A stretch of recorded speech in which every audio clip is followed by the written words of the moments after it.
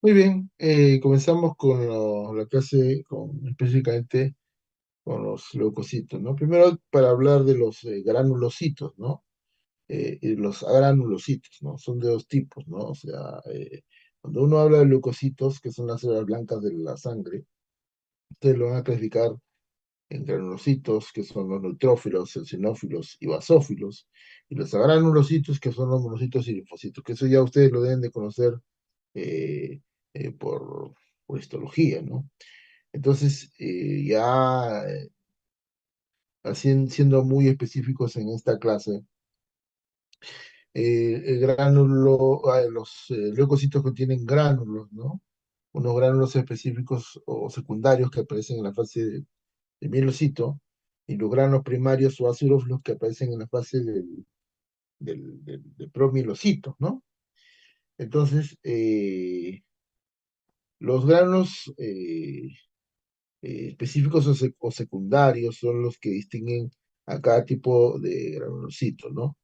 Y los primarios o ciruelos, como dice su nombre, es común a todos ellos, ¿no? Estos gránulos tienen cada uno unas características químicas en particular, ¿no?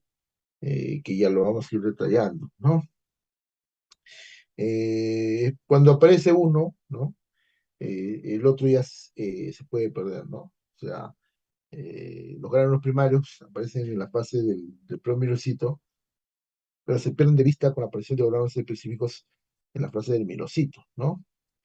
Eh, y como les comentaba, tienen actividad biológica dependiendo de las sustancias que hay dentro de ellas, ¿no? Los neutrófilos, ya siendo general en esto, ¿no? Los neutrófilos se van a aproximar, endocitar y matar a los patógenos, ¿no? Las bacterias, los sinófilos atacarán a parásitos, ¿no? Eh, para poder eliminarlos mediante un proceso vinculado con fagocitosis, reacciones de inmunidad y todo eso. Eh, y los basófilos, que sean similares a las células de Barr, van a liberar histamina y otras reacciones inflamatorias, son particularmente importantes en las reacciones de hipersensibilidad, ¿no? Por ejemplo, ¿no? Y en general, ¿no? Siendo muy específico de manera sucinta, pasa eso, ¿no? Y ya cuando hablamos de neutrófilos específicamente, estos tienen un tamaño entre 10 y 14 micras de diámetro, ¿no? Su configuración es circular, pero lo cambia de forma de manera constante por sus movimientos ameboides, ¿no? Su núcleo, como dice la diapositiva, es multilobulado. El número de lóbulos guarda relación con la edad de los neutrófilos, ¿no? Eh, por ejemplo, nosotros podemos tener neutrófilos que tienen hasta 6 lóbulos. De ahí que al neutrófilo también se le llama leucocito polimorfo nuclear, ¿no?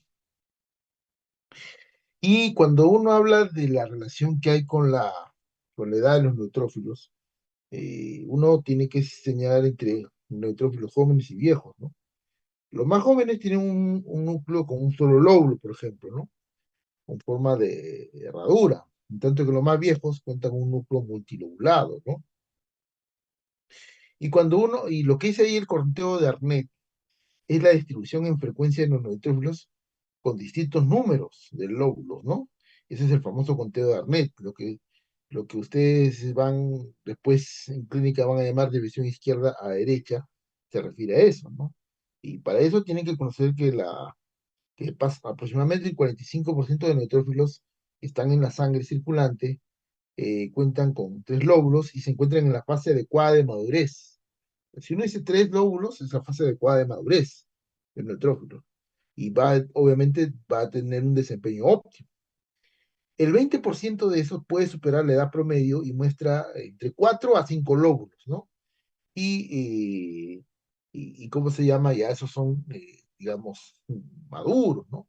En cambio, 35% de estos pueden tener menos de 3 lóbulos, está menor que la edad promedio, y estos son los que, digamos, te permiten caracterizar división izquierda-derecha cuando hay un predominio de células inmaduras de visión a la izquierda, y cuando hay un predominio de células más viejas, se llama de visión a la derecha, ¿no? En buena cuenta, células que tienen más número de lóbulos de visión a la derecha, que tienen menos los número de lóbulos, pues son jóvenes, son de tipo de visión a la izquierda, ¿no? Entonces, y uno cuando habla del conteo de Arnett, tiene que citar los 5 tipos que hay, ¿no? El Arnett de tipo uno, que son neutrófilos con un núcleo no segmentado, sin lobulaciones. El tipo 2, neutrófilos con un núcleo dividido una vez, es decir, dos lobulaciones. El tipo 3 son neutrófilos con un solo núcleo dividido dos veces, es decir, tres lóbulos. El tipo 4, neutrófilos con un solo núcleo dividido tres veces, es decir, cuatro lóbulos. El tipo 5 habla de neutrófilos con un núcleo dividido cuatro veces, es decir, cinco lóbulos, ¿no? Y para eso ponemos un ejemplo, ¿no? Siempre se tiene que observar dentro de neutrófilos, ¿no? Entonces hace una observación de neutrófilos y se observa en una persona, en un paciente, 5 neutrófilos Arnett tipo 1, 18 Arnett tipo 2, 5 Arnett tipo 3, 3 Arnett tipo 4 y 0 con Arnett tipo 5, ¿no? Entonces se saca el índice de lobularidad, ¿no? Que es igual al número de lóbulos por el número de neutrófilos observados, que obviamente tiene que ser 30, y se hace pues 5 neutrófilos con un lóbulo, 18 con 2, 5 con 3, 4, 3 con 4, 5 con 0, entonces se hace una sumatoria y sale 68 lóbulos en total, ¿no? Y sale el índice de lobularidad será 68, entre 30, 2,26, ¿no? Entonces, si uno sabe que son los con tres lóbulos los que están en la fase adecuada de madurez, esta persona tiene un índice de lobularidad donde se ven células más jóvenes, ¿no? Neutrófilos más jóvenes, por ejemplo, ¿no? Estaría teóricamente con una población más joven. Obviamente, para caracterizarlo con dimensión a la izquierda, ¿no? Habría que tener otros parámetros, si hay una leucocitosis, ¿no? Porque la leucocitosis es la que se acompaña de desviación a la izquierda, derecha, en determinados procesos infecciosos, ¿no?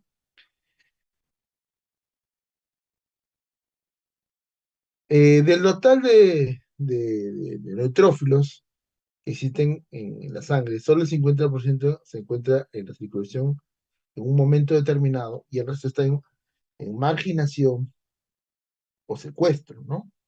Entonces, la marginación de los neutrófilos vendría a ser el primer paso para su migración hacia los tejidos, que obviamente va a ser el último destino de ellos, ¿no?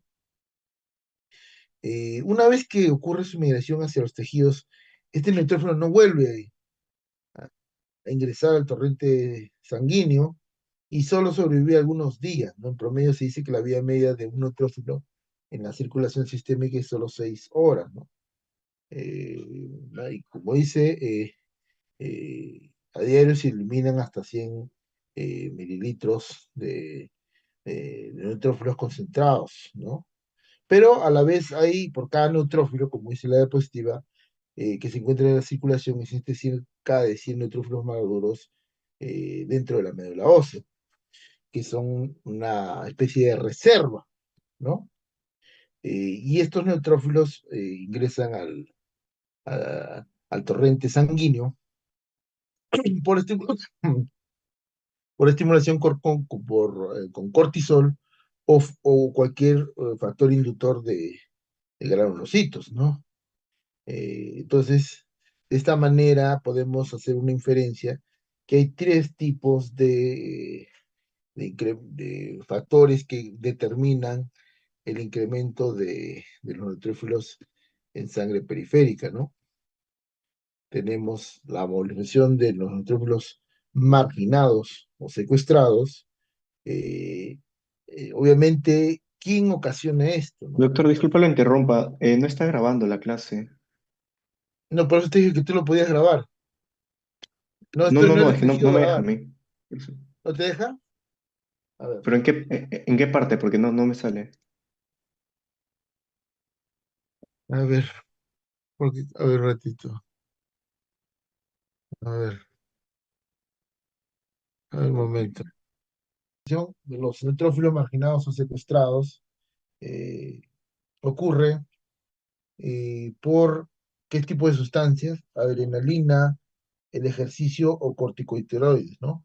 Se dice que estos inducen neutrofilia transitoria. Eh, Otra es la liberación de los neutrófilos almacenados en la médula ósea. Es otro mecanismo para inducir la liberación, el incremento de neutrófilos en sangre. Y otra es la estimulación por la producción de los neutrófilos por la médula ósea, ¿no? Los gránulos eosinófilos son de dos tipos, ¿no? Perdón, neutrófilos son de dos tipos, ¿no? Los gránulos azurófilos que existen en otro tipo de granulocitos en general y los específicos son propios de los neutrófilos, ¿no? Eh, los gránulos, te quiero sacar esto que no me deja ver.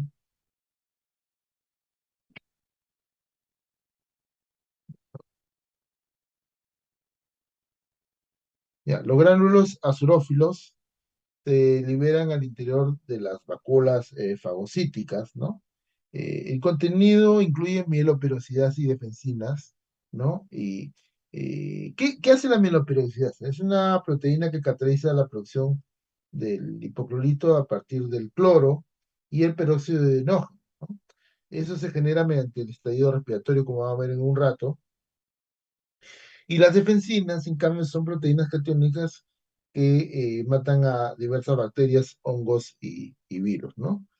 Eh, Algunos gránulos son liberados, ¿no? De los tejidos, a los tejidos circulantes cuando el material fagocitado es grande, ¿no? ¿A qué se refiere esto, no? O sea, esta parte es muy interesante, ¿no? Eh, lo que pasa es que a veces algunos tejidos, ¿no? Pueden engullir, ¿no? El microorganismo fagocitado, pero este es grande y la vacuola fagocítica no se puede sellar por completo, ¿no?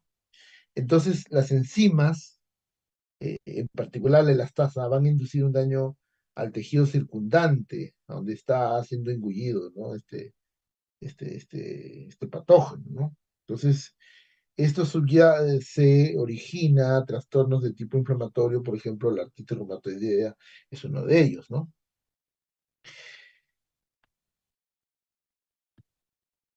Eh, bueno, no sé si ha ido, creo que se ha ido. eh, ya, acá se me pasó lo de los gránulos específicos, ¿no? Los gránulos específicos se liberan en su mayoría hacia el espacio extravascular. Acá en los gránulos específicos tenemos al constituyente principal, a la apolactoferrina, ¿no? Que como ustedes deben suponer, tiene que ver con el hierro, ¿no? Eh, entonces, ¿qué hace la apolactoferrina? Se une al hierro, ¿no? La lactoferrina ejerce un efecto bactericida al privar a las bacterias de hierro que requieren, ¿no? Eso es lo que pasa, ¿no? Los gránulos específicos también tienen las integrinas, ¿no? Cuando los gránulos se funden con la membrana celular, la molécula de integrina se conserva en ellas y desde ahí desempeña un papel importante para la quimiotaxis, ¿no? Eh, Otro punto, por ejemplo, es que la apolactoferrina también inhibe el colágeno, lo que el colágeno obviamente facilita la abolición de los neutrófilos al ingresar a la matriz extracelular, ¿no? Cuando uno habla de conteo leucocitario, uno específicamente habla de leucocitosis y leucopenia, ¿no? Básicamente, cuando uno habla de estos puntos, uno se tiene que centrar o tiene que interpretar que cuando uno habla de estos parámetros, generalmente se está refiriendo a los neutrófilos. ¿Por qué? Porque el neutrófilo, como ustedes han visto en la primera clase, es el mayor de los elementos de las células blancas, el mayor. Entonces, prácticamente cuando uno habla de neutrofilia y neutropenia, se está refiriendo a leucocitosis y leucopenia, porque son los mayores que hay, ¿no? O sea, no es, ni raramente va a haber otro elemento fórmico que ocasione esto y uno le tenga que llamar leucocitosis y leucopenia, ¿no? Entonces, por eso es que la disminución o aumento de uno vincula en leucocitosis o leucopenia, ¿no? Quizá acá los puntos fundamentales son la leucocitosis fisiológica que uno puede encontrar, amén o independiente de las leucocitosis patológicas que van a ver en la clínica. Por ejemplo, en el nacimiento va a existir una leucocitosis neutrofílica de 25.000 células eh, en general, y esto va a alcanzar su valor después de una semana. Eh, en los adultos se dice que puede haber un incremento transitorio por efecto de las reservas marginales ocasionales, ¿no? Que se llama la leucocitosis por depresión, ¿no? Generalmente se debe a la secreción de glucocorticoides, por ejemplo, ¿no? Eh, Puede también detectarse leucocitosis por desviación intensa con el ejercicio extenuante, sobre todo aquella persona que no es entrenada. El ejercicio extenuante puede dar una leucocitosis, ¿no? En el embarazo, que es el seminario que están ustedes ahora eh, desarrollando, por ejemplo, la leucocitosis se incrementa hasta el tercer trimestre y alcanza su máximo en el momento del parto, ¿no? Eh, la leucocitosis también ocurre cuando un individuo presenta estados de ansiedad o estrés, y se menciona que hay un factor diurno que induce un incremento ligero del conteo leucocitario durante la tarde, ¿no? Lo que se llama la marea vespertina, ¿no? Acá tenemos un cuadro, ¿no? De los leucocitos segmentados, las causas, ¿no? Que pueden presentarse, tanto de elevación como de disminución. Leucocitos de 4.000 a 5.000 o hasta 10.000, dependiendo del laboratorio, cuándo es recuento elevado, cuánto es recuento disminuido, ¿no? Entonces uno tiene esas características. Acá está, se me salió el punterito. Y los cementados, ¿no? Que pueden ahí usted ver, ¿no? Eh, 45-75, anemia perniciosa, falta de ácido fólico, ¿no? Bueno, vamos a anular ese puntero, que no lo quería ahí. Entonces, ahí ven, cementados en 45-75, elevación de anemia perniciosa, ¿no? En la falta de ácido fólico, disminución en bacteriana, quemaduras, neutrófilos en 55-70, infección bacteriana, quemaduras, estrés, esfuerzos un máximo, déficit de vitamina B12, neutropenia, linfocitosis, en infecciones víricas, enfermedades inmunológicas, linfopenia, en enfermedad debilitante, ¿no? Eh, a ver, un momento, me espera, tengo una llamada. Hola Raquel, dime.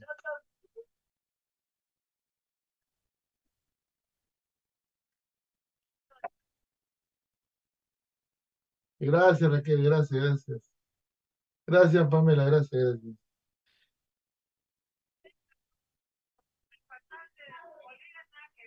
Ya, no te preocupes Raquel. Ya,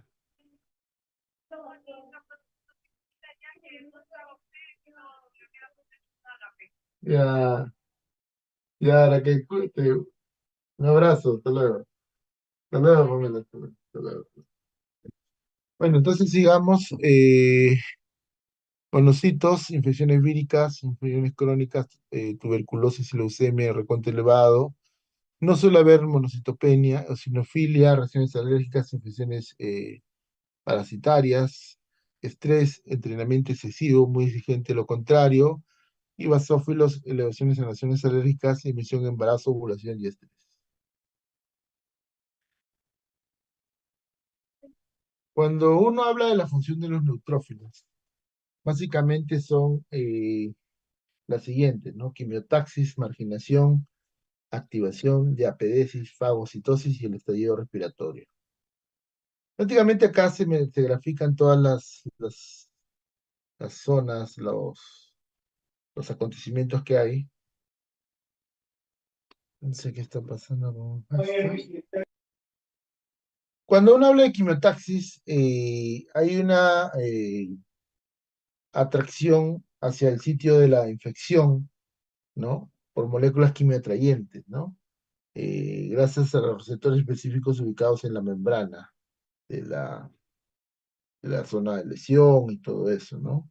Eh, estos quimioatrayentes, estos quimioatrayentes pueden ser moléculas que se liberan por la degradación de bacterias o a partir de células tisulares, ¿no? Llamadas de células tisulares por el daño, ¿no? Que hay a nivel local, ¿no?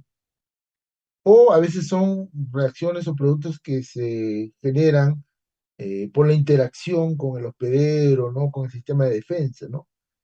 Eh, resaltan entre estas los complementos C5, el leucotrieno B4, ¿no? También se han vinculado como elementos que crean o son quimioatrayentes el factor plaquetario 4 y el factor de crecimiento derivado de plaquetas, ¿no? Y los gránulos de las células cebadas alfa, ¿no? También están vinculados, ¿no?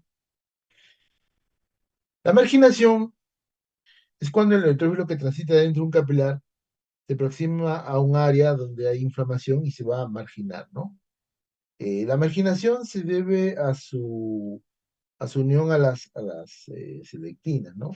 Esta marginación suele presentarse en una vena postcapilar, ¿no?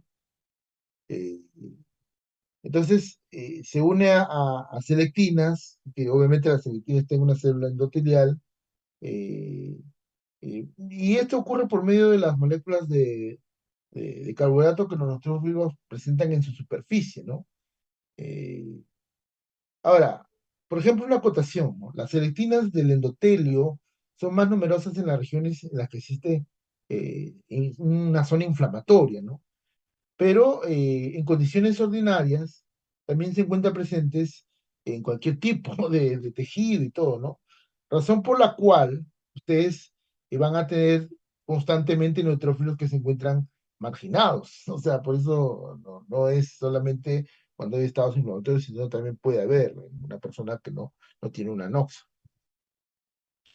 La activación, lo que ocurre acá es que mientras rueda el neutrófilo a lo largo de la superficie endotelial, el neutrófilo se activa si entra en contacto con las moléculas quimioatrayentes, ¿no?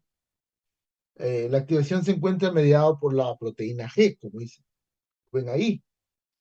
Entonces, cuando se activa, los neutrófilos se van a presentar liberación de sus gránulos específicos hacia la propia superficie celular y con un incremento marcado de la lesión del neutrófilo a las células endoteliales, ¿no? Lo que hace que la célula deje de rodar, se hacía por eso, ¿no? Entonces esto ocurre debido a la aparición de las famosas integrinas que mencionamos sobre la superficie del neutrófilo, ¿no? Eh, luego ocurre la diapedesis, que ven ahí, ¿no? Entonces el neutrófilo se introduce a través de las paredes de los capilares de las células endoteliales, la famosa diapedesis, ¿no? Migran hacia el tejido siguiente el gradiente de la sustancia química atrayente, y lo importante acá es el que se aparece en la melipodio y el pseudoflagelo, ¿no? Entonces, ocurre que mientras acontece la diapedesis, el neutrófilo se va a elongar y va a desarrollar una cabeza ancha, que es el lamelipodio, la cabeza ancha. Y este lamelipodio contiene la mayor parte del citoplasma y va a tener una cola delgada, bífida, que se denomina el pseudoflagelo.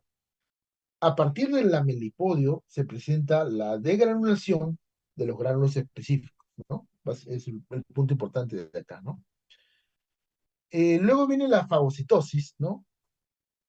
Que como ustedes ven acá, dicen, los neutrófilos tienen en su superficie receptores para la fracción FC de las moléculas de la inmunoglobulina G y la proteína del complemento, desencadenando aumento de su motilidad, su exocitosis y el famoso estallido respiratorio, ¿no? Entonces, todo esto que está acá también está mediado por la proteína G. O sea, ojo con ese punto.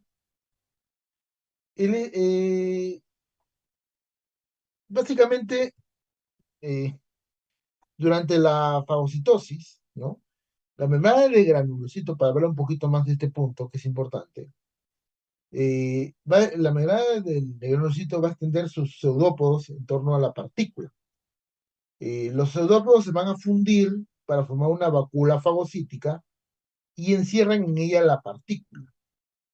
Los gránulos primarios, o sea, eh, los lisosómicos y los secundarios, que son los específicos, se funden con la vacuola fagocítica y descargan dentro de ella enzimas como la lisosomas, mieloperoxidasas, capsaicina G, lactasa, todo lo que, ya, todo lo que son, ¿no? Y proteínas catiónicas, ¿no? Y tras el estallido respiratorio, la unión superóxido y sus metabolitos como el peróxido de hidrógeno, los hipoialitos, se difunden hacia la vacuola fagocítica y van a iniciar la eliminación del patógeno, del microorganismo, por este mecanismo del estallido respiratorio, que es el que ustedes ven ahí, ¿no? Segundo, después de la estimulación, los neutrones incrementan en forma aguda su captación de oxígeno. ¿Y todo esto qué quiere decir, no? Que el exceso, esa ecuación que ven ahí dice, el exceso de oxígeno que se captura se aprovecha para la oxidación de la glucosa, ¿no? De la glucosa, a través de la vía de la isosa monofosfato, lo que va a generar la producción de lo que ven ahí, el NAT hidrógeno, ¿no? No es otra cosa que el fosfato de adenín dinucleótido de nicotinamida y el glutatión reducido, ¿no? Eh, y, ¿cómo se llama? Este NAT hidrógeno va a ocasionar la reducción del oxígeno molecular, por eso ven ahí que está como sumándose, para constituir un superóxido, que es lo que está abajo, y luego el peróxido de hidrógeno, ¿no? ¿No? El glutatión reducido, que también está en este estadio respiratorio, ayuda a eliminar el exceso de peróxido de hidrógeno que pueda haber, ¿no? Y, y después la reducción del O2 para formar el peróxido de hidrógeno dentro del neutrófilo también se va a catalizar a través de la superóxido dismutasa, ¿no? Entonces, a pesar de todo esto, por eso ven una ecuación al final, en presencia de la amiloperoxidasa, recién los gránulos eh, eh, azurófilos van a tomar el papel con el exterior respiratorio, porque el peróxido de hidrógeno va a oxidar a los iones alido, que están abajo, para formar los hipoialitos, ¿no? Uno es el HClO, ¿no? Que son los agentes microbicidas verdaderos del estallido respiratorio, ¿no? Ustedes ven ahí un puntero, les comento, porque esta diapositiva está sacada de cuando se grababa la clase, ¿no? Y por eso es que no hay correlación con lo que estoy ya mencionando, ¿no? Señor delegado Aguado, le comento que por ser el Zoom de la universidad, nos queda solo 2 minutos. Si se cierra la pantalla, vuelven a entrar en el mismo link. ¿Está bien? Ok, doctor. Entonces, ya, vamos ahora a los eosinófilos que contienen un núcleo bilobulado y gránulos gruesos grandes, ¿no? Se encuentran distribuidos en el compartimento vascular en el que existe una reserva marginal y otra circulante, ¿no? Tienen una vida media de 8 horas, ¿no? Por cada eosinófilo circulante existen 100 más en los tejidos, en especial en la piel y en las mucosas de las vías respiratorias, digestivas y genitourinarias, ¿no? Obviamente, pues ustedes entienden que esto es por lo que ocurren pues los fenómenos alérgicos en cada uno de estos eh, eh, tejidos, ¿no? Los gránulos eosinofílicos, ¿no? Tienen como un constituyente principal a la proteína básica principal, que es la clave en dañar a las larvas de mintos, ¿no? Tienen a su vez gránulos grandes, ¿no? Que tienen una proteína una proteína catiónica eosinofílica, que es una proteína neurotóxica, ¿no? Eh, Tienen también la peroxidasa eosinofílica, y tiene también gránulos pequeños como la arinsulfatasa B, que es una enzima capaz de inactivar a los leucotrienos que contienen azufre, que liberan las células cebadas durante las reacciones de hipersensibilidad de tipo inmediato, ¿no? También van a liberar liso o fosfolipasa. Esta fosfolipasa, por ejemplo, es la que forma los famosos cristales de Charcot-Leyden, que ustedes van a ver en reumatología, por ejemplo, que se detectan en secreciones pulmonares en pacientes con asma, ¿no? En pacientes con problemas de enfermedad de tejido conectivo. No se ve en el PDF.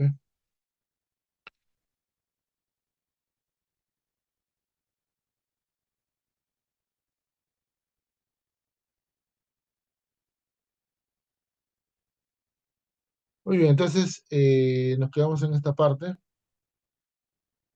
Los granos que tiene el fosfolipasa que les comentaba, ustedes lo van a ver. El delegado, ¿me puede decir si me llegaron a escuchar hasta esta parte? Sí, llegó a mencionar hasta esta parte, si no me equivoco, doctor. No recuerdo exactamente la diapositiva. Ya, vamos a repetir esta parte, ¿no?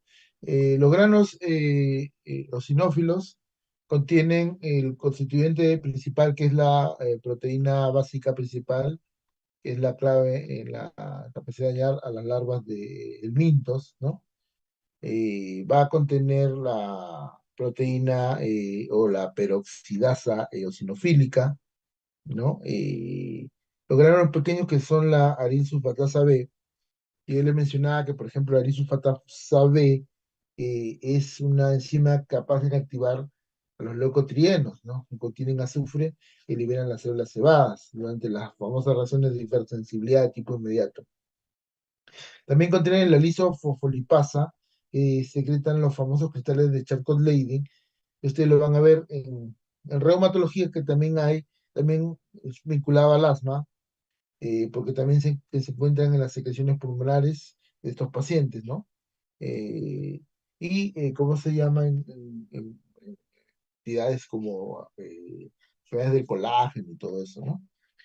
Y cuando uno habla de conteo de eosinófilos, se encuentra con dos entidades, obviamente, igual que cualquier elemento forme, eosinofilia y eosinopenia, ¿no?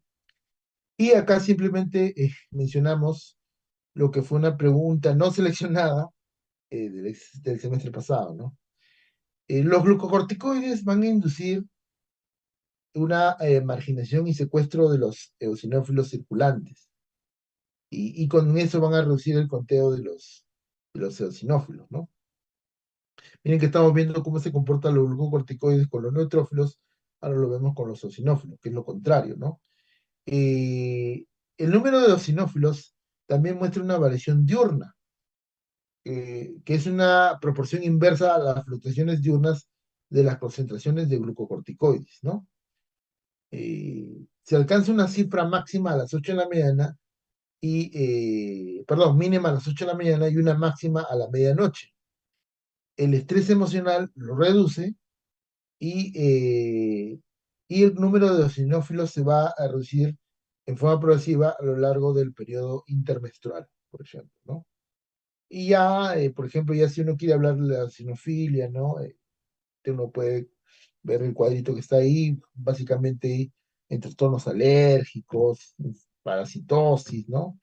Generalmente, oxiuros, tenias, quiste atípico, por ejemplo, que vemos nosotros en gastro mucho, pilarias también, ¿no? Pero generalmente la eosinofilia es más pronunciada con los parásitos que producen infiltración tisular. Generalmente ahí es más pronunciada, ¿no? Que con los que causan infestaciones intestinales. O sea, generalmente una parasitosis intestinal no suele dar una eosinofilia marcada, ¿no? Afectaciones dermatológicas como el eczema, la dermatitis también, por ejemplo, y la eosinofilia pulmonar es otra causa, ¿no? Eosinopenia, generalmente la enfermedad de Cushing y situaciones de estrés como puede ser pues una infección aguda, eh, una cirugía, ¿no? Una intervención quirúrgica, un ejercicio intenso, quemaduras, ¿no? En esas situaciones puede haber eosinopenia. Vamos a los basófilos. Los basófilos tienen un núcleo que se tiene con menos intensidad que el de neutrófilo. En ocasiones aisladas contiene más de dos lóbulos, ¿no? Los basófilos permanecen en la sangre solo unas horas, ¿no? Después se desplazan a los tejidos, ¿no? Su destino dice que es incierto, ¿no? Antes se decía, ¿no? Que se convertía en células cebadas y todo, ¿no? La membrana superficial contiene receptores para la fracción FC de la inmunoglobulina G, ¿no? Básicamente eso se podría mencionar de los basófilos.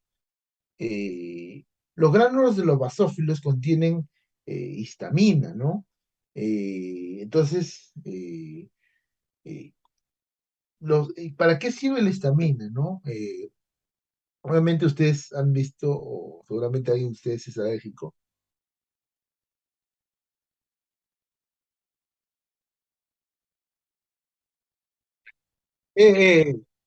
Inmunoglobulina E. ¿Se escuchó G? No, no, G. No, E. Seguramente se me escuchó por el tono de voz, ¿no? E. Ya, listo. Entonces, ya, bueno, hablábamos entonces que la membrana superficial del basófilo contiene receptores para la especie de la inmunoglobulina E, ¿no? Entonces, cuando los gránulos de los basófilos se van a soltar, ¿no? Se van a liberar, eh, va a reaccionar a través de la inmunoglobulina E, que se encuentra unida a la superficie y con ello ocasiona las famosas reacciones de hipersensibilidad, ¿no? Eh, entonces el basófilo se desgranula cuando un antígeno reacciona con la inmunoglobulina E, ¿no? Esta inmunoglobulina E obviamente se encuentra unida a una superficie y con ello interconecta a las moléculas de ese tipo que hay ahí, ¿no? Entonces, contienen también histamina, ¿no? Que median las reacciones alérgicas, ¿no? Por eso yo les justo ahí, me interrumpió Aguado, decía hablar, pero ustedes deben haber tenido algo familiar que tiene una reacción alérgica.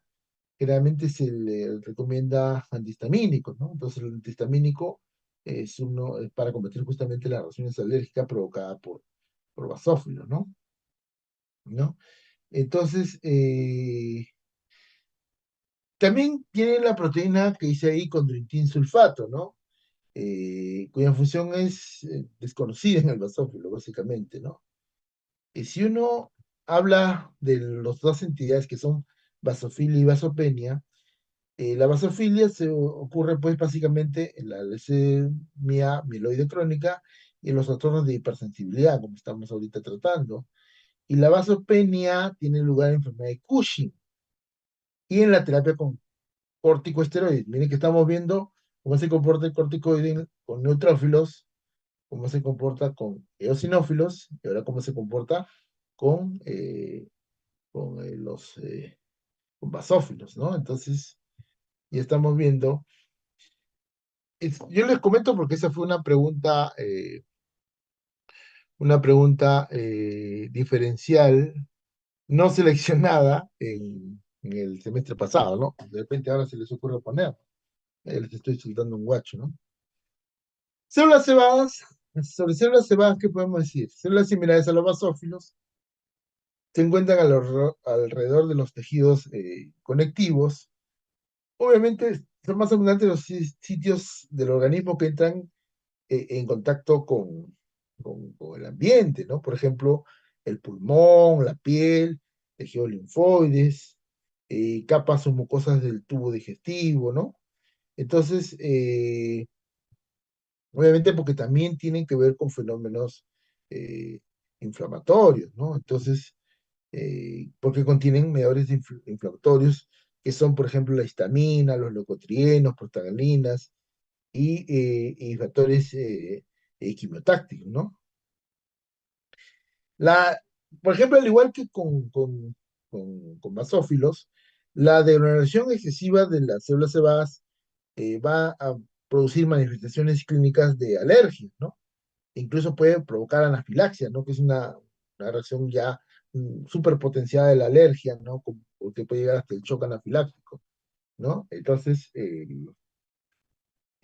los leucotrienos, por ejemplo, que se liberan a partir de las células cebadas, desencadenan el broncoespasmo y edema en la mucosa que ustedes van a ver en el asma, ¿no? Entonces, eh, también a tener en cuenta, ¿no? Que por eso hay antagonistas de los leucotrienos como una terapia para pacientes eh, con asma, ¿no? Bueno, también se dice que participan en las respuestas inmunitarias y la reparación tisular, liberan el factor de necrosis tumoral en respuesta a productos bacterianos, ¿no? Eh, entonces, ya tienen otro punto y obviamente el charcoal lane también está vinculado con ellos, ¿no? Al igual que eh, con los eosinófilos, ¿no? Cuando hablemos de leucocitos no granulocitos, tenemos que referirnos a los monocitos, ¿no? Monocitos, que son células esféricas, ¿no? Que se originan en la médula ósea y circulan en la sangre durante 3 días antes de migrar a través de las venulas a los tejidos para diferenciarse en macrófagos tisulares, ¿no? Entonces, básicamente los macrófagos tisulares, ya sea cuando ya se forman, no regresan a la circulación, sino permanecen en los tejidos durante eh, otros 3 meses, ¿no? Y los monocitos, ¿qué función tienen, no? Básicamente, funciones no importantes, son, y más que todo constituyen una reserva móvil, ¿no? Para lo que posteriormente van a ser los macrófagos, ¿no? La monocitosis, ¿a qué se refiere? Obviamente el incremento del conteo de monocitos, ¿no? Ocurre pues en las infecciones bacterianas como la tuberculosis, la tifoidea, las infecciones por protozoarios, malaria, riquecias, neoplasias y enfermedades inflamatorias crónicas, ¿no? Como la artritis reumatoidea, enfermedad del colágeno, colitis ulcerativa, enteritis regional. Acá, si no mencionamos a los corticoides, así que también ojo a eso, ¿no? Porque era parte de esa pregunta no seleccionada. Cuando uno habla del sistema retículo endotelial, uno habla de un término que en teoría ya estaría desfasado. Las células del sistema retículo endotelial incluían células del retículo del vaso y los ganglios linfáticos. Perdón por el error de tipeo, ¿no? La medida estuve corrigiendo y seguramente es el autocorrector. Incluye también células de recubrimiento de los sinusoides linfáticos y sanguíneos, de los ganglios linfáticos, vaso e hígado, monocitos y macrófagos tisulares, ¿no? Entonces, el sistema retículo endotelial, como ustedes ven, incluye un gran número de células fagocíticas. O sea, cualquier célula capaz de captar una tinción vital, como el azul triptano, y materias particuladas como el carbón, coloidal, se consideraban parte del sistema retículo endotelial, ¿no? Entonces, y se llamaba también sistema retículo endotelial debido a que incluía a las células del retículo del vaso, ¿no? Como ustedes pueden suponer por el nombre. Y también, obviamente, los ganglios linfáticos, ¿no? Pero más tarde se descubrió que las verdaderas células endoteliales y los fibroblastos eran capaces de captar, perdón, esta tinción y mostraban una actividad fagocitaria débil o nula. Entonces, y se le incluía, sin embargo, en el sistema retículo endotelial. Entonces, desde el punto de vista de cómo se concibió el sistema retículo endotelial, tenía un término que ya estaría desfasado porque ya se ha visto que las células que incluía, algunas tenían actividad débil o nula. Y se debería hablar solamente del sistema fagocítico mononuclear, ¿no? Y el sistema fagocítico mononuclear, eh, que se establecen eh, en distintas ubicaciones estratégicas en el organismo y van a considerar a los macrófagos tisulares, ¿no? y lo constituyen monocitos y macrófagos, específicamente. Entonces, el sistema perdón, fagocítico mononuclear incluye células precursoras de la médula ósea, fueron monocitos de la médula ósea, monocitos de la médula ósea y sangre y macrófagos de diferentes órganos, ¿no? ¿Y cuáles vendrían a ser sus funciones, no? Las funciones son fagocitar detritus celulares, eritrocitolizados, fibrinas y bacterias, ¿no? Secuestro, destrucción de bacterias que ingresan a los tejidos. Los macrófagos procesan los antígenos, o sea, son procesadoras de antígenos. Eliminación de eritrocitos viejos, ¿no? Hemólisis o hemolisis, como se debería decir. Almacenan el exceso de lípidos y mucoproteína y se hinchan transformándose en células espumosas. Y 20 o más macrófagos pueden fundirse para formar una célula gigante, ¿no? O sea, una célula gigante eh, multinucleada, ¿no? ¿Y para qué sirve esta célula gigante? Para fagocitar bacilos, ¿no? ¿Y por qué bacilo de la tuberculosis, ¿no? Entonces, entonces fundamental, el 6 para tuberculosis, y las células espumosas, ¿no? Que obviamente ustedes van a ver en la fisiopatología del infarto de miocardio, ¿no? Porque los macrófagos, eh, al, al, al agarrar el exceso de lípidos y mucoproteínas, se transforman en estas células espumosas, ¿no? El 4, por ejemplo, lo acaban de ver, ¿no? Los macrófagos, especialmente los macrófagos esplénicos, eliminan a los eritrocitos ya en estado de senescencia, ¿no? Y los despojan del grupo M, ¿no? Que se va a almacenar, ¿no? Dentro de los macrófagos y desencadenan pues todo lo que ya hemos visto de la hemólisis intravascular, extravascular, la formación de biliverdina, luego bilirrubina indirecta, luego la conjugación de la bilirrubina, la estercobilina, la reserva de aminoácidos, ¿no? Con la degradación de la globina, la utilización del hierro, etcétera, etcétera. O sea, todo eso en el 4, ¿no? Procesamiento de antígenos, el procesamiento de antígenos que tiene que ver con las respuestas inmunitarias y todo eso, ¿no? Entonces, vean las funciones que son muy particulares, ¿no? Del sistema fagocítico eh, mononuclear, ¿no? Los linfocitos, específicamente, y estos temas los estamos tocando de manera así puntual, porque ustedes tienen un curso de inmunología que obviamente le va a hablar mucho más de lo que se le puede hablar acá en una clase de fisiología, ¿no? Los linfocitos tienen un núcleo con indentación discreta, cuentan además con un aro delgado de citoplasma de color azul. No contiene gránulos específicos, por ejemplo, pero puede presentar gránulos azurófilos pequeños escasos, ¿no? Eh, y acá dos puntos, linfocitos grandes y linfocitos pequeños, ¿no? Eh, Entre el 10 y 20% de los linfocitos en la sangre son los llamados linfocitos grandes, ¿no? Antes se pensaba que se trataba de una célula en la fase temprana del desarrollo del linfoblasto, ¿no? Antes se decía, ¿no? Sin embargo, en la actualidad se sabe que estos linfocitos grandes son en realidad células asesinas naturales, natural killer, ¿no?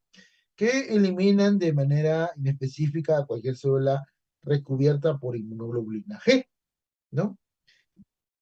Este es el famoso fenómeno que se llama citotoxicidad mediada por células dependientes de antígenos, ¿no? Los linfocitos grandes no necesitan sensibilización previa con moléculas del complejo mayor de histocompatibilidad, ¿no? Entonces, de esta manera, estos linfocitos grandes vienen a ser responsables de la inmunidad innata más que de la adquirida, ¿no? Y los linfocitos pequeños, que producen una respuesta inmunitaria adquirida y se clasifican como linfocitos B, que median la inmunidad humoral, y los T responsables de la inmunidad celular, ¿no? Básicamente. Eh, si hablamos de procesamiento linfocitario, ahí tenemos que hablar de lo que es las células troncales linfocíticas, ¿no? que se diferencian en dos tipos de células comprometidas, células B y las células T, ¿no? Eh, Obviamente, pues yo creo que ustedes que han llevado histología saben por qué se le llama B, ¿no? Por la famosa bursa de Fabricio. Y las células T que tienen que ver con células dependientes del timo, ¿no? Entonces está de más que les diga, ¿no? Eh, eh, Obviamente el procesamiento implica una proliferación rápida con mutaciones frecuentes durante las distintas divisiones, ¿no? Eh, Estas mutaciones son relevantes para el desarrollo de especificidad de los anticuerpos, ¿no? Eh, Después del procesamiento de las células T y B maduras, van a ingresar a la circulación, van a ingresar a la circulación, entonces, donde se van a encontrar en una proporción de 70-30, 70 de T y 30 de B. Muchas se fugan a través de las vénulas postcapilares y se establecen en tejidos linfoides periféricos.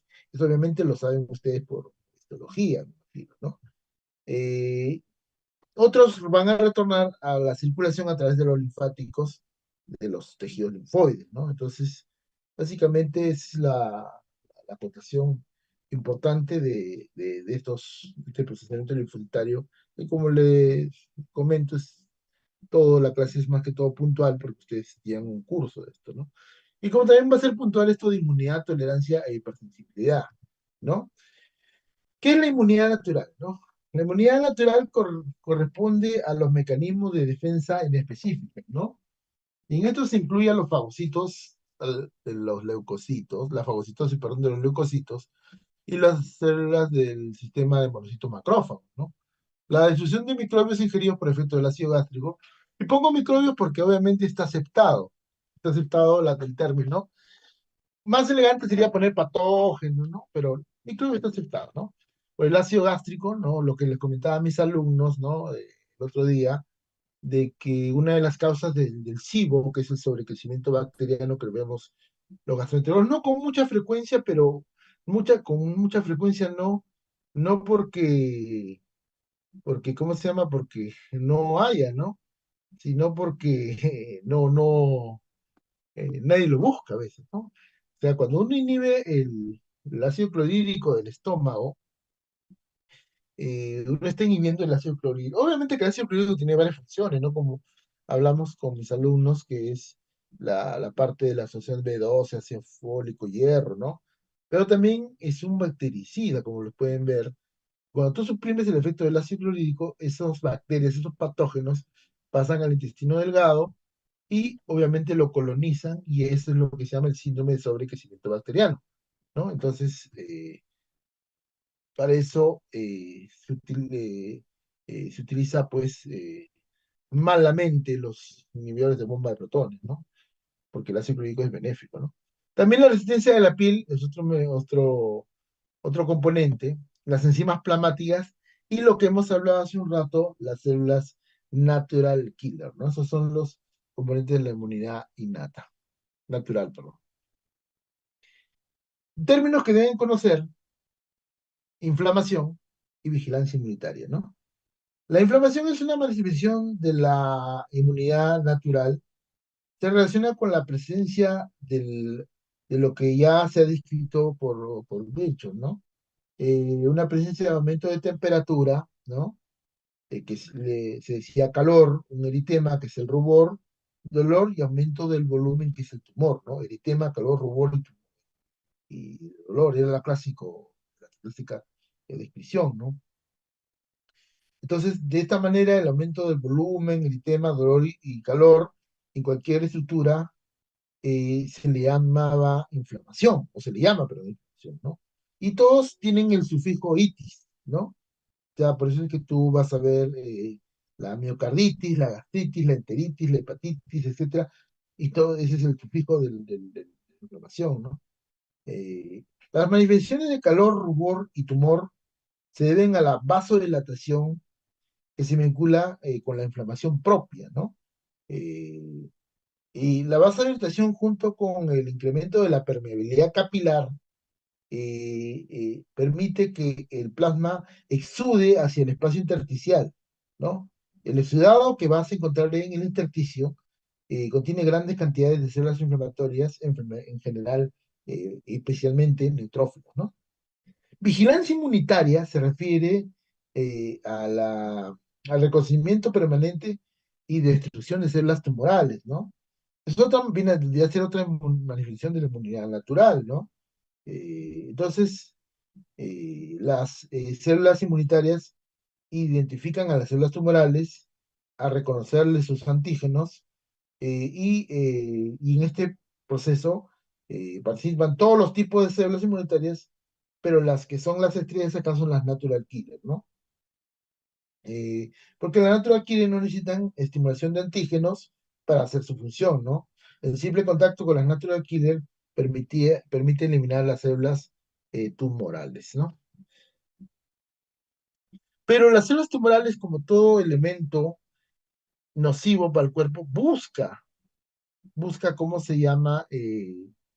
Permanecer en él, ¿no? Entonces, hay un mecanismo de las células tumorales para evadir la vigilancia inmunitaria, ¿no? Entonces, un mecanismo es la cantidad demasiado baja de antígenos, ¿no? Esta cantidad es tan baja que no puede estimular el sistema inmunitario y para el momento en que la inmunidad del hospedero es adecuada, ya es insuficiente por la carga excesiva de la lesión, ¿no? Este es el famoso mecanismo del escape inmunitario, ¿no? El otro mecanismo es que las células pierden o internalizan su antígeno, las células tumorales, ¿no? Y con ello evaden pues la eliminación, ¿no? El otro es que las células tumorales disminuyen la expresión de sus moléculas de clase 1, ¿no? Y con ello, ¿qué hacen? Evaden el reconocimiento de los antígenos tumorales, ¿no? Otra es que los antígenos tumorales no expresen las moléculas de clase 2 y por lo tanto no estimulan a las células T helper, ¿no? Esto hace que las células tumorales sean poco inmunogénicas, ¿no? El cegado inmunológico se refiere a que ciertas moléculas como la cianlomicina tienden a cubrir y enmascarar a los antígenos tumorales, ¿no? Lo que inhabilita a las células inmunitarias para que los puedan reconocer. Ese es el famoso cegado inmunológico. El sexto mecanismo que es que las células T supercelular suprimen la respuesta inmunitaria usual, ¿no? Eh, entonces, eh, esto al inhibir ¿qué es lo que va a ocasionar? ¿No? Inhibir la diferenciación de las células T citotóxicas y bloquean la actividad de los macrófagos, ¿no? El séptimo mecanismo es que las células tumorales pueden sintetizar sustancias que reducen las acciones inmunitarias del hospedero dirigidas contra ellas. Entonces son 7 mecanismos que si han entrado, les comento, en exámenes anteriores para evadir la respuesta inmunitaria. Otras acotaciones que tienen que saber, básicas, antígeno, apteno, inmunidad activa, inmunidad pasiva, ¿no? El antígeno suele ser una proteína de peso molecular alto, pero también puede ser una proteína de peso molecular bajo o un polisacárido molecular alto, ¿no? Las moléculas antigénicas requieren cierto grado de complejidad para ser inmunogénicas, ¿no? Las moléculas grandes que carecen de complejidad química como el nylon, la policamida, el teflón, no son inmunogénicas, pero la especificidad de un antígeno se debe a las regiones específicas en una molécula que son los sitios determinantes o los epítopes, ¿no? Eso es lo que tienen que tener en cuenta, ¿no? Entonces una proteína puede contar con varios epítopes y estos epítopes pueden diferir entre sí o no en cuanto a su especificidad, ¿no? Un apteno, en cambio, es una sustancia no proteica que cuenta con propiedades antigénicas escasas o nulas en sí misma, pero que se combina con una proteína para constituir un antígeno capaz de estimular la producción de ciertas inmunoglobulinas, cuya especificidad depende más de la fracción apteno que de la propia proteína portadora. Eso en lo que es apteno. La inmunidad activa básicamente implica un encuentro directo con un antígeno. Entonces, y la inmunidad pasiva es que ocurre sin que exista un encuentro con un antígeno previo, ¿no? Una respuesta inmunitaria, sin que ocurra un encuentro con un antígeno previo, ¿no? Entonces, eso es fundamentalmente de ambos, ¿no? Cuando uno habla de la inmunidad activa, siempre tiene que tener en cuenta la respuesta primaria y la respuesta secundaria, ¿no? Entonces, la respuesta primaria, o sea, póngase en el suceso de que una persona se infecta, ¿no? Entonces, lo primero, ustedes cuando han visto la historia natural del COVID-19, ya sin haber llevado inmunología, ya sabían que primero se secretaba la inmunoglobulina M, después la inmunoglobulina G, ¿no? Entonces, eh, cuando un antígeno entra en contacto con una persona, un portador, transcurre un intervalo que varía entre 4 días y 4 semanas de que se pueda detectar cualquier antígeno a nivel sanguíneo. Y a partir de ese momento se presenta una elevación del título de anticuerpos, específicamente inmunoglobulina G, que alcanza su máximo entre los 6 días y los 3 meses después, ¿no? Entonces ahí lo ven justo, ¿no? 3 días, ¿no? 6 meses después. Y esto se llama la respuesta primaria. Respuesta primaria. Cuando el mismo antígeno, entra nuevamente en contacto con el organismo, existe una caída del título de anticuerpos. O sea, por eso es que ven que baja los anticuerpos, ¿no? Eh, que se debe a qué? A la neutralización por el antígeno que se ha inyectado nuevamente, ¿no? Sin embargo, después de 2 a 3 días, por eso que ven ahí más o menos una curvita, se observa un incremento rápido del título que alcanza su máximo después de 7 a 14 días del nuevo contacto. Por eso que ven que 21 metros y comienza a elevarse, ¿no? Entonces, el título de anticuerpo que se genera es mucho más que el que se alcanzó en la respuesta primaria, ¿no? Entonces, esto es la famosa respuesta secundaria, ¿no? Las características de la respuesta secundaria vendrían a ser tres, entonces, ¿no? Se genera con una dosis más baja del antígeno, requiere menos tiempo para formar anticuerpos y se sintetiza más anticuerpos, ¿no? Básicamente tres funciones, ¿no? La inmunización activa, por eso es que tienen ahí una revista de cuando se aplicaban las vacunas del COVID-19, se logra cuando se inyecta antígenos en el organismo, que lo que tienen que hacer es provocar una respuesta secundaria. Lo que va a hacer es destruir con rapidez que esta respuesta secundaria, obviamente, eh, va a hacer que se multiplique en el organismo una formación de anticuerpos para proteger al hospedero, ¿no? Eh, Cuando, digamos, en el caso, ¿no? Cuando un microorganismo invade el cuerpo, sus antígenos inducen una respuesta secundaria, pero sí, hablando de tipo de vacunas, pero se va a destruir con rapidez debido justamente al efecto vacuna, ¿no? Eh, entonces, los ataques subsecuentes con el mismo patógeno van a reforzar la respuesta secundaria que ya se formó por la vacuna y van a prolongarlo. La característica, y eso nos lleva a la característica fundamental de la inmunidad activa, confiere memoria inmunológica, confiere memoria inmunológica. A diferencia de la inmunidad pasiva, que existe, es sin que exista un encuentro previo con el antígeno y que no confiere memoria inmunológica. El señor Aguado, de nuevo, el problema con el Zoom de la San Martín. Queda menos de un minuto. Se cierra y para terminar la clase nos encontramos con el mismo link. ¿De Ok, acuerdo? doctor. Ok. Entonces, sin que exista un encuentro previo con el antígeno y no confiere memoria inmunológica, ¿no? Ejemplo de la inmunidad pasiva es el clásico de la madre que transfiere sus anticuerpos al feto a través de la placenta, ¿no? O a través del calostro, ¿no? Cuando el producto de la gestación mama, ¿no? También, ¿no? Y la inmunidad pasiva, ustedes ven ahí el famoso plasma de paciente convaleciente de COVID-19, acuérdense de esa época eh, triste y dolorosa Ahí va, se va a cerrar, vamos a entrar con el mismo link, Aguado, ¿ya? Voy cerrando.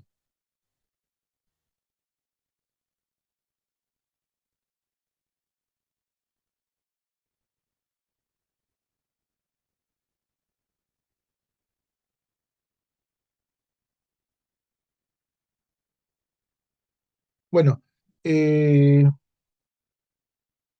ustedes ven ahí pues el plasma de paciente convaleciente de COVID-19, ¿no? Obviamente en esa época difícil, dolorosa, ¿no? Eh, Nos trae a colación la inmunización pasiva, ¿no? Una es la inmunización activa con la vacuna y la inmunización pasiva, que fue a través del plasma de paciente convaleciente. Entonces se logra mediante la inyección de anticuerpos preformados contra antígenos microbianos específicos, ¿no? Un momentito.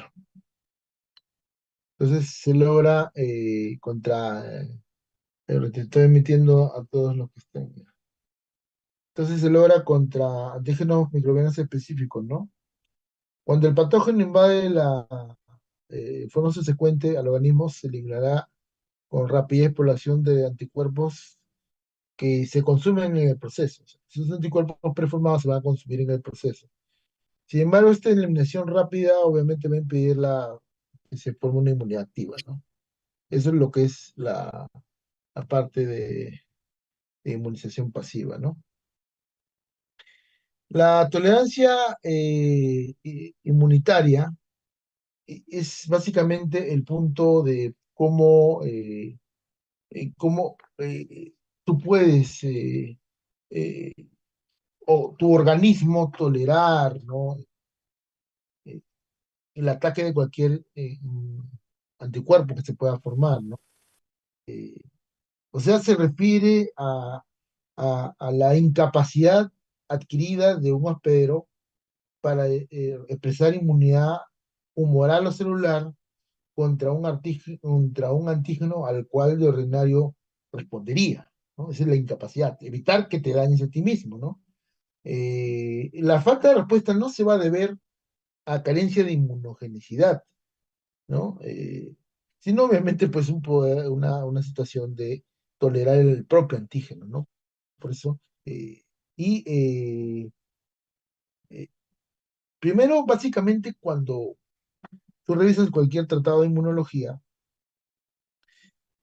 para poder denominarse tolerancia específica, se dice que el receptor TIP debe tener dos exposiciones al antígeno, eh, que uno lo cataloga como una primera exposición inductora de tolerancia, por una segunda exposición de reto al mismo antígeno, ¿no? Como retando a que ya si va a actuar o no. Más o menos eso es lo para que no evoque una respuesta inmunitaria, ¿no? Eh,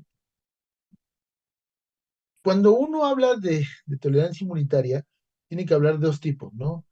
Y de zona alta y zona baja, antígeno y aparte de antígenos que carecen de agregados y lo que ocurre después del nacimiento, ¿no? La tolerancia de zona alta también se le llama parálisis inmunitaria, se desencadena con dosis altas de antígeno eh, para detectar clonas celulares específicas, ¿no? La tolerancia de zona baja se induce con dosis infrainmunitarias repetidas de antígeno, ¿no? Eso es uno y otro. Ya que uno es dosis alta de dosis infrainmunitarias pero repetidas, ¿no? Los antígenos que carecen de agregados generan tolerancia quizá debido a que se escapan de la fagocitosis mediada por macrófagos, o sea, se escapan de la presentación de antígenos. Eso es lo que pasa con los que carecen de agregados. Después de que uno nace, esta tolerancia inmunitaria se refuerza, ¿no? Entonces es más fácil que se desarrolle tolerancia poco después del nacimiento, ¿no? Pero cuando hay un producto de la gestación adentro, o sea, el feto, ¿no? ¿Por qué si obviamente una persona, pongámoslo ya, pues en el sentido moral, que a los 18 años sale gestando, ¿por qué no lo rechazas si ese elemento no ha estado en el momento que se creó la tolerancia inmunitaria, ¿no? Entonces, porque obviamente se incorporan genes paternos, ¿no? Porque la constitución del feto obviamente es gen materno y gen paterno. Entonces, por tanto, debería haber una respuesta inmunitaria, ¿no? Por esos genes paternos, ¿no? Pero esto no ocurre por lo siguiente, como ven ahí. La placenta es resistente al ataque inmunológico. Porque, ¿qué va a pasar acá? Después de la implantación, el trofoblasto pierde gran parte de su inmunogenicidad por una disminución de la densidad de sus antígenos del complejo mayor de histocompatibilidad. O va a haber también otro mecanismo, el desarrollo de un recubrimiento mucoproteico inerte en la superficie de sus células, ¿no? El otro, los anticuerpos que produce la madre son absorbidos por la placenta, y lo que impide que estos ingresen a la circulación fetal. Se dice que la alfa-fetoproteína, la progesterona, también tienen parte de esta tolerancia al feto. ¿Por qué? Porque son inmunosupresoras. Son inmunosupresoras, ¿no? Cuando uno habla, por ejemplo, de todo esto, eh, la tolerancia a los antígenos propios son, de todos los mecanismos que vimos, son de zona alta.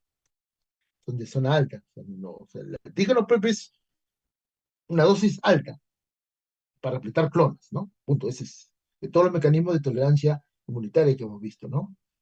Eh, Obviamente inducido esto durante la vida fetal, eh, porque va a haber antígenos propios que van a regresar con clonas específicas y las va a depletar. O sea, ese es, de los mecanismos que vimos, zona alta. Pero siempre va a haber en la vida enfermedades autoinmunitarias, ¿no? Y esto me gusta tocarlo porque obviamente, pues yo sé que lo van a tratar seguramente en inmunología. Pues siempre es bueno concatenarlo con la clase, ¿no? Eh, las enfermedades inmunitarias, autoinmunitarias, perdón, señores, se presentan cuando la respuesta inmunitaria del organismo se dirige contra los tejidos propios. O sea, de ordinario eso no debe pasar, no puede formarse, no puede ser, no puedes tener tu autoantígeno, ¿no? Entonces, ¿cuáles son los mecanismos potenciales para el desarrollo de estas enfermedades autoinmunitarias, ¿no? Uno es un autoantígeno secuestrado que no entró en contacto con una clona correspondiente y por lo tanto no se depletó durante la vida fetal. Entonces, eso va a inducir una respuesta inmunitaria en el adulto. Por ejemplo, eso ocurre cuando hay un traumatismo y y ocurre, por ejemplo, un daño a nivel ocular, ¿no? Con la proteína de cristalino.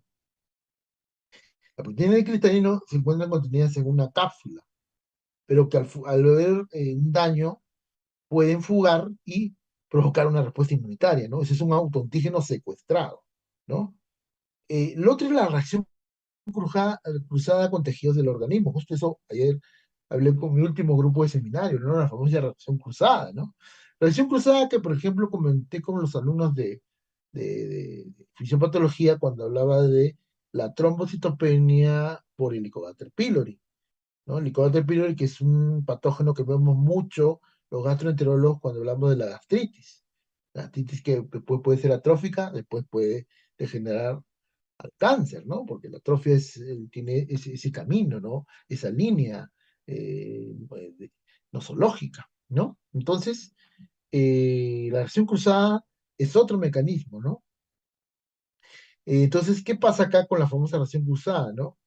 Eh, Simplemente por la complejidad molecular se parece a un tejido del organismo y ¡pum! Ocurre la famosa reacción cruzada, ¿no? Eh, entonces, por eso el clásico ejemplo que siempre van a tener es la cardiopatía reumática. Entonces, la cardiopatía reumática, ¿qué ocurre? Que los anticuerpos que se sintetizan contra los antígenos del estreptococo tienen un daño por reacción cruzada a nivel cardíaco. Por ejemplo, ese es el ejemplo clásico, ¿no? El cambio antigénico con la edad, ¿no? Al avanzar la edad, cuando tú eres geronte, eh, eh, de elderly, ¿no? Eh, algunos, algunas personas van a tener un cambio antigénico con la edad y el sistema inmunitario no lo va a reconocer y va a dañarlo, ¿no? Y otra es que con el tiempo las células T supresoras podrían ser incapaces de verificar el proceso inmunitario de forma adecuada, ¿no? La hipersensibilidad son de cuatro tipos, ¿no? La tipo uno que es anafilaxia, va a haber una degranulación de las células cebadas, es desencadenada por antígenos que inducen una respuesta a inmunoglobulina E. El tipo 2 es una citotoxicidad mediada por anticuerpos. Tipo 3 trastornos por complejos inmunes. Por los complejos antígeno-anticuerpos se depositan en tejidos normales y ellos se fijan al complemento. El tipo 4 es una hipersensibilidad de tipo tardío y difieren los demás en que uno no se encuentra mediada por anticuerpos, sino por macrófagos, y dos, la hipersensibilidad comienza después de varias horas. Cuando ya, obviamente, hablamos de mecanismos inmunitarios, nos tenemos que referir a la inmunidad humoral y la inmunidad celular, ¿no? Creo que ya, obviamente, ustedes que son ya prácticamente sachen inmunólogos, saben que la inmunidad humoral se refiere a la que es formada por anticuerpos, por inmunoglobulinas, mientras que la inmunidad celular es inducida por células, ¿no? Como dice su nombre, específicamente linfocitos T, ¿no? Para tocar brevemente y no aburrirlos, nada más, les comento, por ejemplo, que uno de mis alumnos, varios de mis alumnos de un grupo me comentó una acotación que yo hice en un seminario viene en una respuesta de inmunología, ¿no? Y que fue justamente de esta inmunoglobulina, la inmunoglobulina M. Primera inmunoglobulina que se secreta en la respuesta primaria, predomina en el espacio intravascular, única inmunoglobulina que se produce antes del nacimiento, ¿no? Esa fue la pregunta que entró en su examen de inmunología de esos alumnos el semestre pasado. Aglutinación muy efectiva, fija el complemento por la vía clásica, pero ozonización muy débil. Puntos así concretos, ¿no?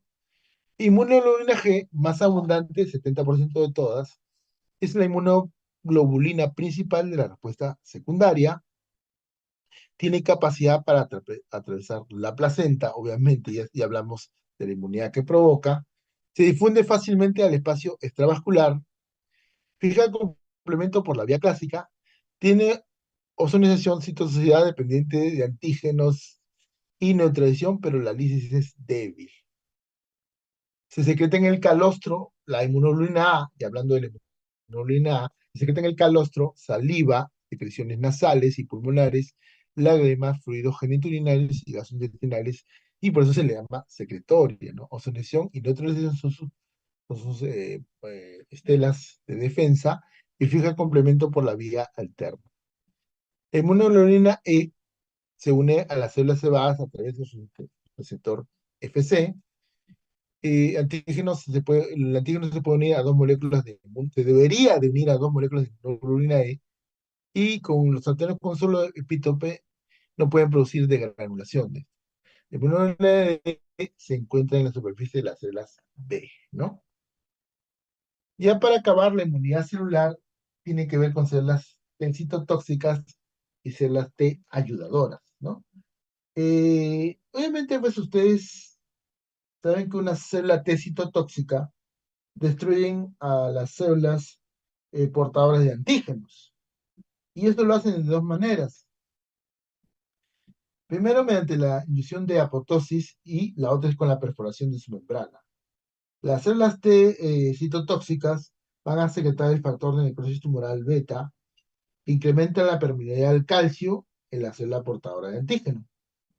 El aumento de la concentración intracelular de calcio activa enzimas intracelulares que van a degradar el DNA del núcleo con la fragmentación nuclear resultante, ¿no?